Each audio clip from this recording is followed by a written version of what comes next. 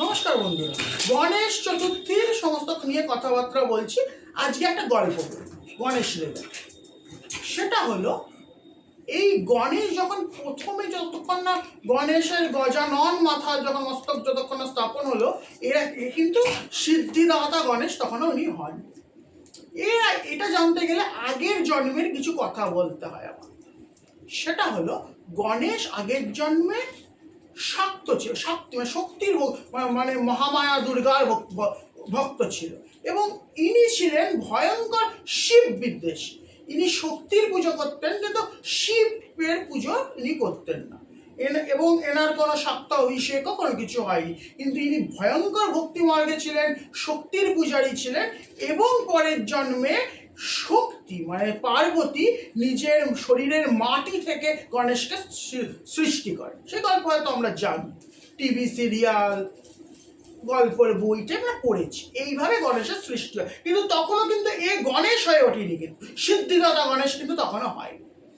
এবার তো আপনারা জানেন মহাদেব এই গণেশ বিদ্বেষ থাকার জন্য, মহাদেব বিদ্বেষী হওয়ার জন্য গণেশের মস্তক ছেদন করে। তখন পার্বতী ভয়ঙ্কর রেগে যান, ক্রুদ্ধ হন, পৃথিবী ধ্বংস, এই জগৎ সংসার ধ্বংস করে যাবে করতে উদ্যত হন। তখন শ্রী বিষ্ণু তখন গজাসুর নামক এক অসুরকে বধ করেন, এবং গজাসুরের মস্তক গণেশের প্রতিস্থাপন করেন, গণেশের যে কাটা মুন্ডটার জায়গায় প্রতিস্থাপন করে।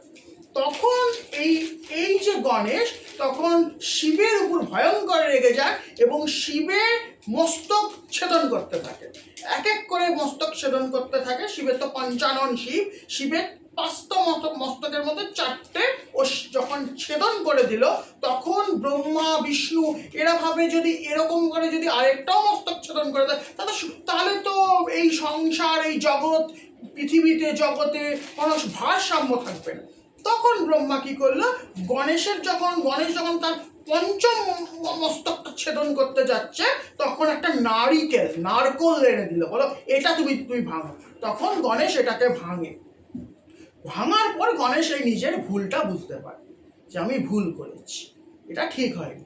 তখন গণেশ মহাদেবকে বলেন যে এবার থেকে আপনি আপনার এই এক মুন্ডতেই পূজা পাবেন, পঞ্চমুন্ডতে জেনারেলি গৃহে আপনার পূজা হবে, আপনার যে একটি মুন্ড রইল এতেই হবে।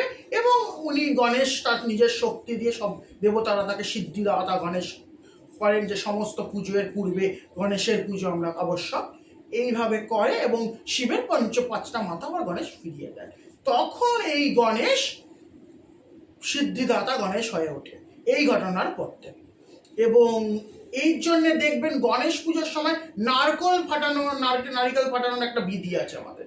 এটা একটি মস্তকের অনুকল্প, এটা এক ধরনের বলি হিসাবে প্রচলিত আছে, অনেকে জানে না, তাই এই গল্পটা আমি বলে দিলাম।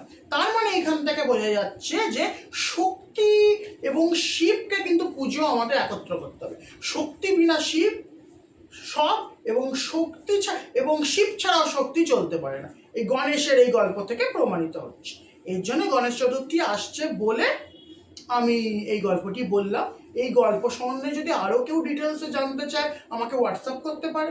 আমার হোয়াটসঅ্যাপ নাম্বার আমার দেওয়াই থাকে।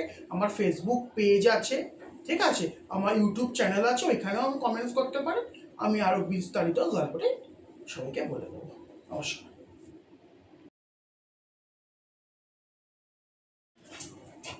নমস্কার বন্ধুরা, গণেশ চতুর্থীর সমস্ত নিয়ে কথাবার্তা বলছি। আজকে একটা গল্প গণেশ লেবে, সেটা হলো এই গণেশ যখন প্রথমে যতক্ষণ না গণেশের গজানন মাথা যখন মস্তক যতক্ষণ না স্থাপন হলো, এরা কিন্তু সিদ্ধিদাতা গণেশ তখনও উনি হন।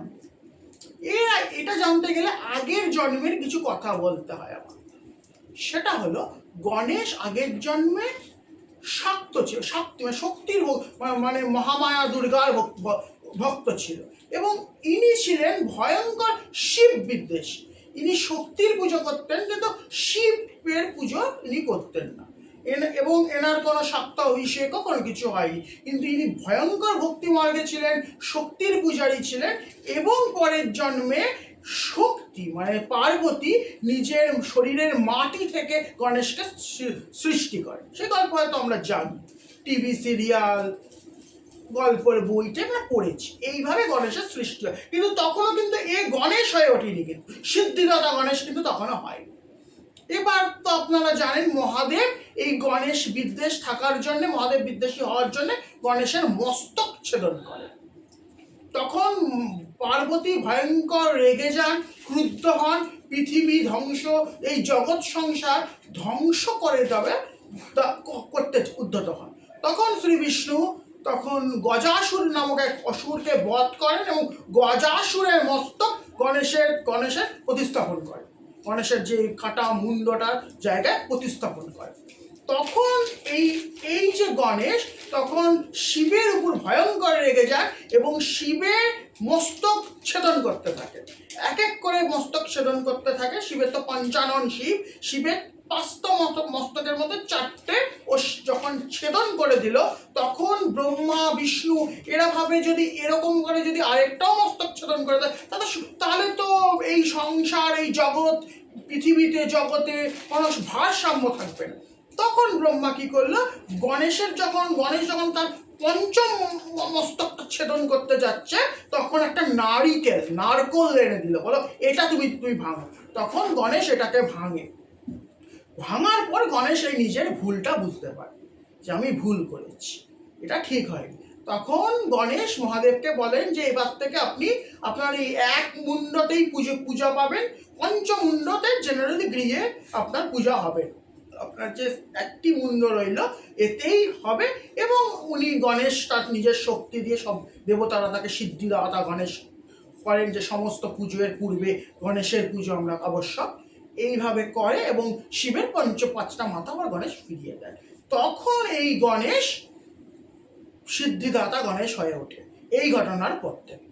এবং এই জন্য দেখবেন গণেশ পুজোর সময় নারকেল ফাটানোর একটা বিধি আছে আমাদের। এটা একটি মস্তকের অনুকল্প, এটা এক ধরনের বলি হিসাবে প্রচলিত আছে, অনেকে জানে না, তাই এই গল্পটা আমি বলে দিলাম। তার মানে এখান থেকে বোঝা যাচ্ছে যে শক্তি এবং শিবকে কিন্তু পুজো আমাদের একত্র করতে হবে।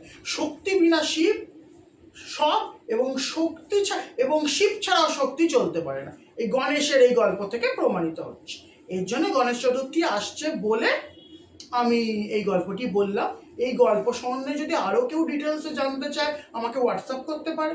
আমার হোয়াটসঅ্যাপ নাম্বার আমার দেওয়াই থাকে। আমার ফেসবুক পেজ আছে, ঠিক আছে, আমার ইউটিউব চ্যানেল আছে, ওইখানেও আমি কমেন্টস করতে পারে। আমি আরও বিস্তারিত গল্পটি সবাইকে বলে দেবো। নমস্কার।